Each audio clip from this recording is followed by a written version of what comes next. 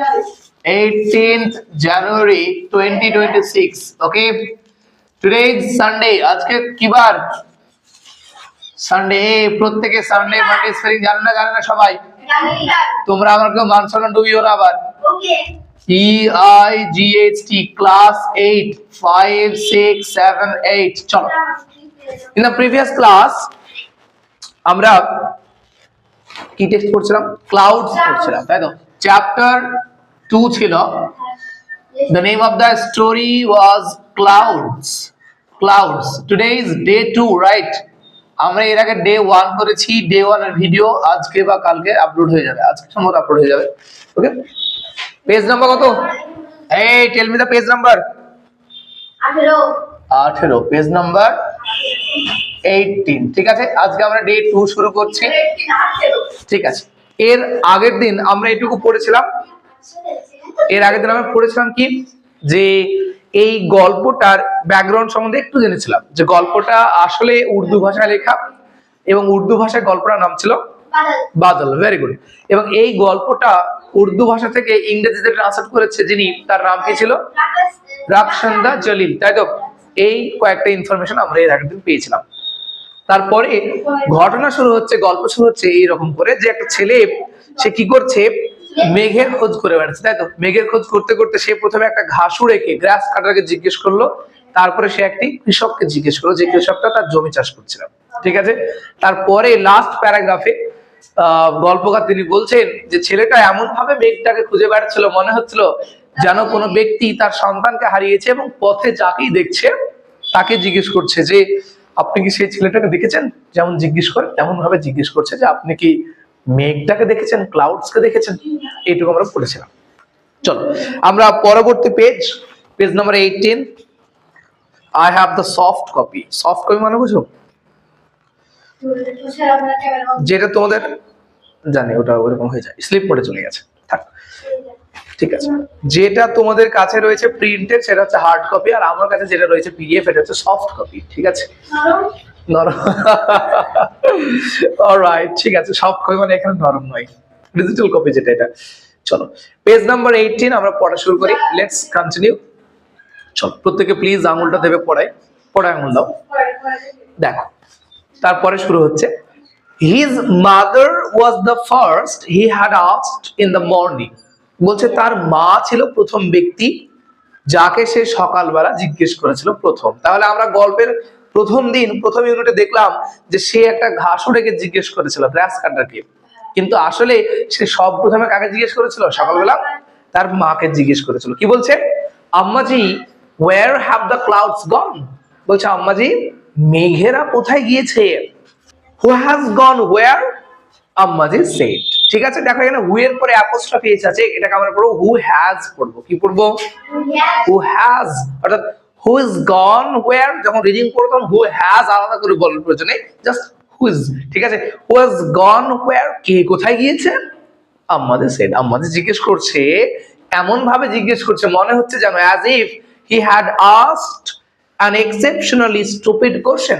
এমন ভাবে তার মায়ের রিঅ্যাকশনটা আসলো যাতে করে মনে হচ্ছিল যে তার মাকে সেই ছেলেটা কি করেছে, সবচেয়ে একটা বোকা প্রশ্ন করে ফেলেছে, স্টুপিড কোশ্চেন করেছে। ছেলেটা বলছে ক্লাউডস, মেঘ। Clouds, have you lost your mind boy? বলছে যে clouds, have you lost your mind boy? বলছে ছেলে তোমার কি মাথা খারাপ হয়ে গেছে? হারি আপ নাও, চলো চলো তাড়াতাড়ি করো, ওয়াশ কুইকলি, হাত মুখ ধুয়ে নাও, ইট ইউর ব্রেকফাস্ট, তুমি ব্রেকফাস্ট করো, অ্যান্ড গো টু স্কুল, এবং বিদ্যালয়ে যাও। তাহলে ওর মা ওকে সকালবেলা কোথায় যেতে বললো? বিদ্যালয়ে যেতে বললো, স্কুলে যেতে বললো। আমরা নেক্সট পেজে চলে এসেছি, page number 18। So page number 18 ও পেজ নাম্বার 19।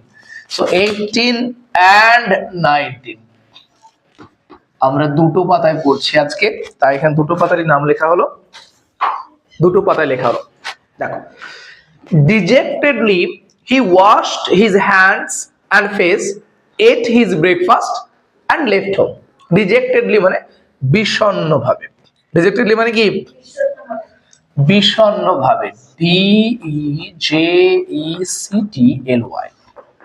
dejectedly মানে হচ্ছে বিষণ্ণ ভাবে, ঠিক আছে।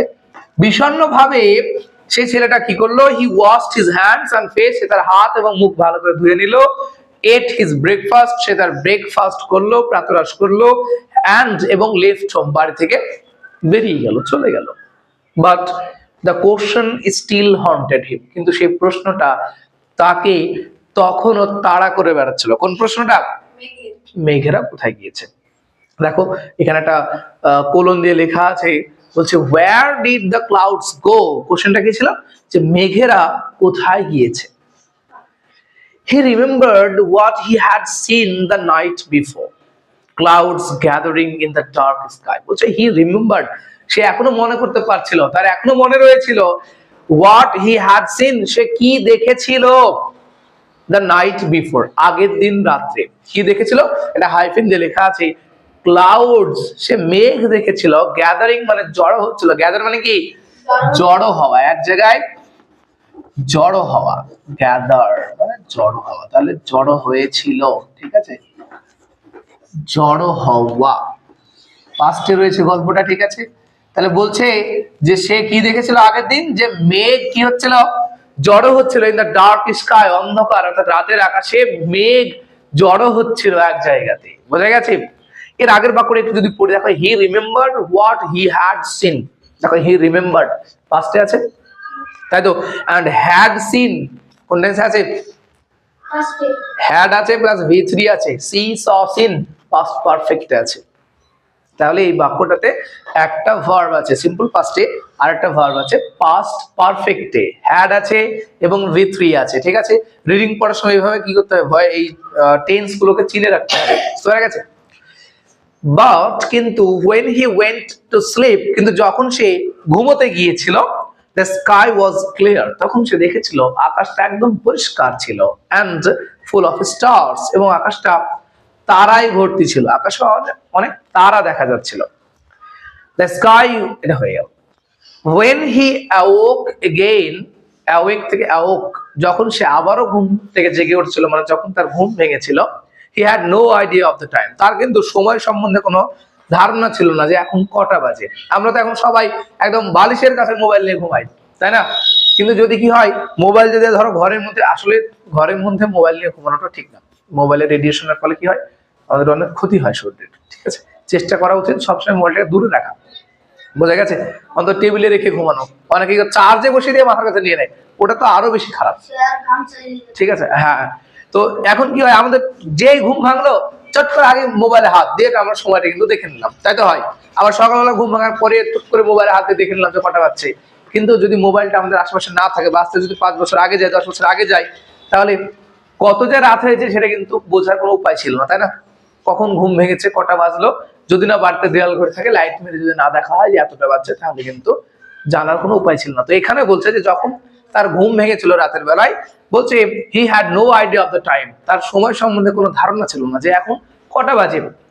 অল হি নিউ, সে যেটুকু জানতো যে was that it was the middle of the night, তার এইটুকু, শুধু এইটুকু জানতো যে হ্যাঁ, এইটুকু সে নিশ্চিত ছিল যে এখন জটাই বাজুক না কেন, এটা হচ্ছে মধ্যরাত্রি। Up there in the sky, আকাশে উপরে, the clouds were rumbling, rumbling মানে এখানে মেঘেরা গর্জন করছে, রাম্বলিং মানে কি গর্জন করছে, ঠিক আছে। যারা শব্দের অর্থগুলো মনে হচ্ছে যে লিখে নেওয়া প্রয়োজন তারা লিখে নেবে, ঠিক আছে, খাতায় আলাদা করে। রাম্বলিং মানে কি গর্জন করছে, তো সে এটা দেখেছিল যে মেঘেরা কি করছে, গর্জন করছে রাতের আকাশে। In the occasional flashes of lightning, বলছে এবং মাঝে মাঝে বিদ্যুতের ঝলকানি দেখা যাচ্ছিল। They were dense and black, বলছে সেই যে বিদ্যুতের যে ঝলকানি, সেই বিদ্যুতের মাঝে মাঝে ঝলকানিতে সে দেখেছিল সেই মেঘেরা ছিল ডেন্স, খুব ঘন, এন্ড ব্ল্যাক, এবং ছিল কালো মেঘ ছিল। তাহলে মেঘগুলো কেমন ছিল, ডেন্স ছিল এন্ড ব্ল্যাক ছিল। সে দেখেছিল কিভাবে, সেই যে মাঝে মাঝে, ওকেশনাল মানে মাঝে মাঝে, মাঝে মাঝে যে বিদ্যুতের ঝলকানি উঠছে তাতে কিন্তু দেখা যায়, তাই না? বিদ্যুতের ঝলকানি এমন ভাবে হয় পুরো দিন বরাবর হয়ে যায় না, এটা কিন্তু আমরা দেখেছি। It looked as if it will be raining, এখানে লুক মানে তাকানো নয়, লুক মানে দেখা নয়, মনে হওয়া। It looked মানে মনে হচ্ছিল, এই লাইনটাতে লুকের অর্থ হচ্ছে মনে হওয়া, বোঝা গেছে। তার মনে হচ্ছিল as if it will be raining, যে এখনই হয়তো বৃষ্টি শুরু হয়ে যাবে, যেভাবে কালো ঘন মেঘ আকাশে জমেছে এবং মাঝে মাঝে বিদ্যুতের ঝলকানি চলছে, তাতেও কিন্তু ভেবেছিল এই বৃষ্টি হলো বলে, আর যদি বৃষ্টি হয় তাহলে কি হবে, সে এটাও ভেবেছিল যে rain will have ruined his sleep. Ruin মানে নষ্ট করে দেওয়া, বলছে বৃষ্টি কি করবে, তার ঘুমটাকে নষ্ট করে দেবে। অর্থাৎ যদি বৃষ্টি যদি হতো তাহলে তার আর ঘুম আসতো না। হি নিউ, সে জানতো যে যদি বৃষ্টি হয় তাহলে কি হবে, আমার ঘুমটা রুইন হয়ে যাবে। রুইন মানে নষ্ট হয়ে যাওয়া, ঠিক আছে, ঘুমটা ভেঙে ঘুমটা নষ্ট হয়ে যাবে। when he got up in the morning, যখন সে সকালবেলা তার ঘুম ভাঙলো, সে জেগে উঠলো, he was amazed, সে হতভম্ব হয়েছিল, সে অবাক হয়ে গেছিল। amazed মানে এখানে অবাক হয়ে গিয়েছিল, হতভম্ব হয়ে গিয়েছিল, কি ব্যাপার, কি দেখে, the sky was clear and empty, আকাশটা ছিল পরিষ্কার এবং ফাঁকা। empty মানে কি, ফাঁকা, ঠিক আছে, বুঝা গেছে। তো সে অবাক হয়েছিল কি দেখে, যে আকাশটা পরিষ্কার এবং ফাঁকা। Not a trace of rain in the courtyard. Courtyard মানে উঠোন, কোর্টিয়ার্ড মানে কি, কোর্টিয়ার্ড মানে আমাদের এখানে যেটাকে আমরা উঠোন বলি, কি বলি, উঠোন। বলছে তাদের উঠোনে বৃষ্টির একটা ছিটে ফোঁটাও ছিল না। ট্রেস মানে চিহ্ন থাকা কোনো কিছু, ঠিক আছে, বৃষ্টি হয়নি। সে সকালে উঠে দেখছে আকাশটা পুরো পরিষ্কার এবং পুরো ফাঁকা, মেঘ নাই, মেঘ মুক্ত। তাদের বাড়ির উঠোনে এক ফোঁটা বৃষ্টি কিন্তু নেই, উঠোনটা একটু ভেজা নেই। হি ওয়াজ সারপ্রাইজড অ্যান্ড স্যাডেন্ড, সে খুব বিস্মিত হয়েছিল এবং খুব দুঃখী হয়েছিল। কিভাবে দুঃখী হয়েছিল, the clouds had moved across the skies without shedding a drop of rain. সেটা খুব দুঃখিত হয়েছিল যে মেঘেরা কি করেছে, আকাশে ভেসে গিয়েছে, অন্য কোনো দিকে চলে গেছে, without shedding a drop of rain মানে এক ফোঁটা বৃষ্টি না ঝরিয়েই মেঘেরা কি করেছে, চলে গেছে কোথায়। and it saddened him to think that he had fallen asleep, এবং সে এটা ভেবে আরো দুঃখিত হলো, আরো দুঃখ পেল যে সে ঘুমিয়ে গেছিল। সে ভাবছে যদি আমি না ঘুমাতাম তাহলে হয়তো দেখতে পেতাম যে মেঘেরা কোন থেকে গেল। তো যখন এটা ভাবলো যে আমি ঘুমিয়ে পড়েছিলাম, এটা ভেবে সে আরো দুঃখী হলো। he stayed awake, perhaps the clouds would not have disappeared like that. বলছে যদি সে জেগে থাকতো, had he stayed awake মানে যদি সে জেগে থাকতো তাহলে কি হতো, পারহ্যাপস সম্ভবত, হয়তো মেঘেরা would have disappeared like that, এইভাবে মেঘেরা অদৃশ্য হয়ে যেত। disappear মানে কি, অদৃশ্য হয়ে যাওয়া, উধাও হয়ে যাওয়া।